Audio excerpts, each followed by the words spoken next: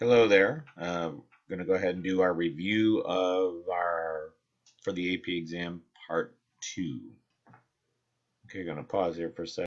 Okay, so today we're going to go ahead and talk about life and specifically the role of DNA and RNA, mitosis, meiosis, genetics, and hormones and immune response, as well as signal transduction. All right, so let's start with meiosis and mitosis. With meiosis, we've talked about the steps as well as mitosis. What's important here is one of the things that leads to genetic variation. One of the things I'd like you to focus on is the concept called crossing over. That's when you have homologous chromosomes. These are identical chromosomes, which are chromosome 1 and chromosome 2, and they cross over. They may be the chromosome from the mom and the chromosome from the father. Talked about DNA. DNA is a deoxyribonucleic acid. It runs anti-parallel.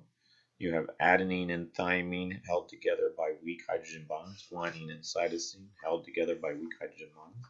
You have a pyrimidine pairs up with a purine connected to a 5-carbon deoxyribose with a phosphoric acid as part of the side chains. And this alternating pattern is seen on the sides with the different nucleic bases in the middle that make up the DNA sequence. Need to kind of review a little bit about transcription and translation. Transcription and translation is different between prokaryotic and eukaryotic cells, and I just want to stop here and remind you that at any point you can stop, take some notes, go back and review.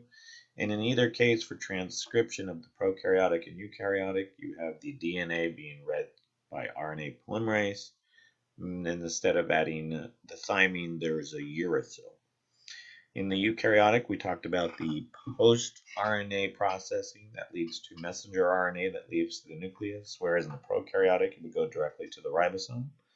In the ribosome, we translate that mRNA codons into amino acids, and then those are connected with a polypeptide bond with dehydration synthesis. In doing so, there's a whole slew of areas where we can create regulation points between the DNA and the mRNA, or between the mRNA and the ribosomes. And so those are places where we can control process. We also talked about mutations and how mutations lead to changes into the amino acid or polypeptide chains. So at the top, you see that we have our wild type DNA. And if you just change one letter and it doesn't change the amino acid, then it's a nonsense or no effect. Then there's a missense, and then there's nonsense where it produces the stop. We talked about chromosome mutations. Probably the more important ones are the top three, where you have a deletion, the section of that DNA can be duplicated or it can be inverted. We also see insertions, where you insert one chromosome part into the others, or translocation, move it from one part of the chromosome to another. That led us to a discussion of cell cycle clock, another place where we can regulate cell division. You have GAP1, the S for the replication of the DNA, a GAP2, and then the M phase. And here's our overview. We talked about cellular development. We talked about how cells go through the steps of mitosis. Here, once you have the egg is fertilized, it's now called a zygote, and then through the process of mitosis, we go through each of those steps until you end up with a blastocele. Those blastoceles then develop into the embryo and the placenta. Talk about reproduction, then we talked about regulation at the DNA level, and we talked about an inducible and repressible operons. This is in bacteria. In the world of bacteria, that you have an operator, and an operator has a position where the repressor molecule can attach. And then you have this whole section, it's called a promoter. And this promoter is the region where the RNA polymerase is going to bind to. So if it is inducible, it means it's blocked and cannot transcribe and translate the three enzymes needed to convert lactose into glucose and galactose. However, if lactose is increasing, it will bind to an allosteric site of the repressor molecule, inactivating it, therefore allowing the promoter region to go from the off position to the on position.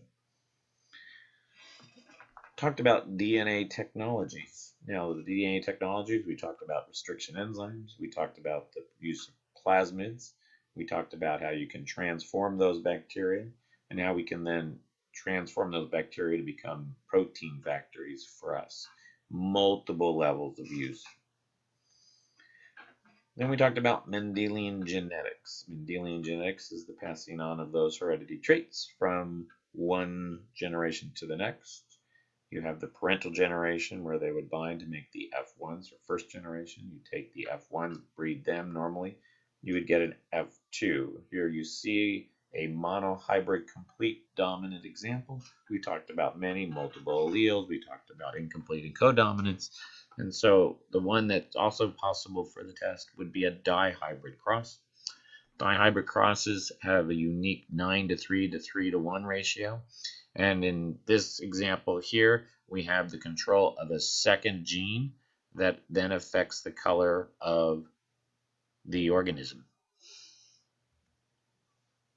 Finally, we talked about a different level of regulation, and that is this idea of endocrine and nervous system control.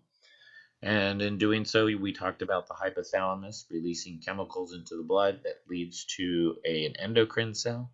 Those endocrine cells enter and release the chemicals into the blood, where they're a target and then a response. So in a sense, we've talked about the stimulus, the organs that are stimulated, and then the target cells that you're trying to have. So at the cell levels, here's what we have. You have a secretory cell that enters into the blood. The signal receptor binds to the molecule called a ligand, and you have this signal transduction pathway that leads to a change in the regulation of DNA to RNA. And if it's a steroid molecule, we can go directly into the cell, do not need a signal receptor, goes right into the nucleus, and then affects the transcription or translation. We also talked about the fact that if you have different receptors because they're different proteins, you can have different responses. So you can have the same hormone, different responses. And then the anterior pituitary is the site where we have control or releasing hormones that then are released into the blood that go to another target cell that then release the hormones that then go to another set of target cells that then have some response. Now the faster system is the nervous system, using this example here of a neuron. And with the neuron, you have the jumping of the charges through the myelin sheaths. And as it reaches one cell to the next, there's a synapse. At the synapse, we have exocytosis of those molecules that are found in the synapse. They release and diffuse across to the channels on the other side. Those are ligand controlled. And then you can either have an excitatory response and speed up the effect, or an inhibitory response. And that kind of concludes the second part of our three-part review. So in either case, make sure that you go ahead and go back through the slides. These are the high points that I'm pointing out. And a little bit later, I'll have a third event, which would be ecological and evolution in nature. All right, thank you.